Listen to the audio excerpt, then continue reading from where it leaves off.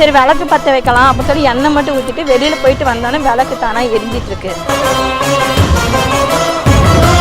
முதல்ல ஒத்த விளக்கு தான் எரிஞ்சிச்சு, இப்போ பார்த்தா 3ஆக எரியுதுண்ணா. அதிசயமாக இருக்குது. இந்த மாதிரி நாங்கள் பார்த்ததில்ல, இன்றைக்கி தான் இது அதிசயமாக நாங்கள் பார்க்குறோம். ஆனால் இன்றைக்கி ஒரு அதிசயம், நான் திரி போடவே இல்லைங்கண்ணா. எண்ணெய் ஊற்றி பற்ற வச்சுட்டு போயிட்டுங்கண்ணா. தண்ணி எடுத்து வந்து பார்த்தா எரிஞ்சிட்டே இருந்தது.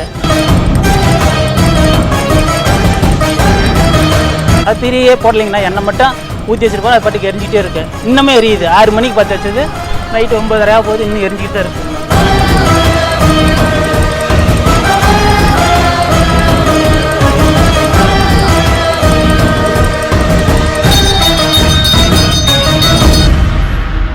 முனியப்பன் கோவிலில் நடந்த அதிசயம். என்னது இப்படி ஒரு விஷயமானு ஆச்சரியத்துடன் பார்த்து போன பொதுமக்கள். சேலத்துல ஒரு கோவில்ல பாத்தீங்கன்னா திரியே இல்லாம அகல் விளக்கு எரிஞ்சிருக்கு. சேலம் களரம்பட்டி ராஜீவ்காந்தி தெருவில் அமைஞ்சிருக்கிற சக்திவேல் முனியப்பன் திருக்கோவில்ல பூசாரி பாத்தீங்கன்னா வழக்கம் போல சாமி அலங்காரத்துல ஈடுபட்டுட்டு இருந்திருக்காரு.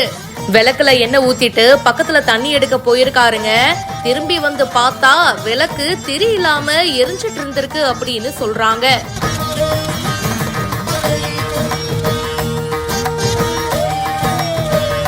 என்னடா இது அதிசயமா இருக்கு, எண்ணெய் ஊத்தி திரி போட்டு அதுக்கப்புறம் ஏத்தனாதானே விளக்கு எரியும். ஆனா இங்க திரி இல்லாமலேயே விளக்கு எரிஞ்சிருக்குங்க. இத பார்த்த பூசாரிக்கு பயங்கர ஷாக் ஆயிடுச்சு. உடனே பக்தர்கள் கிட்ட தெரிவிச்சிருக்காரு. இந்த சம்பவம் அந்த பகுதியில காட்டு தீ மாதிரி பரவி இருக்கு.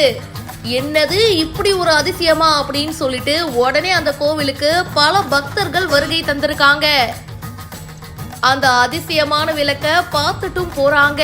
இதுக்கான சயின்டிபிக் ரீசன் என்ன சொல்றாங்க அப்படின்னா, எண்ணெய் வந்து அதோடைய பிளாஷ் பாயிண்ட்டுக்கு மேல சூடாக்கப்பட்டா அது காத்துல பத்த வைக்க போதுமான நீராவியை வெளியிடும். இந்த சூழல்ல விளக்குடைய விளிம்புல எரிந்த எச்சம் இல்லனா திரி மாதிரி பொருள் இருந்துச்சு அப்படின்னா அது பற்ற வைக்கப்பட்டு சுடரை தக்க வச்சு கொண்டிருக்கலாம் அப்படின்னு சொல்லப்படுது.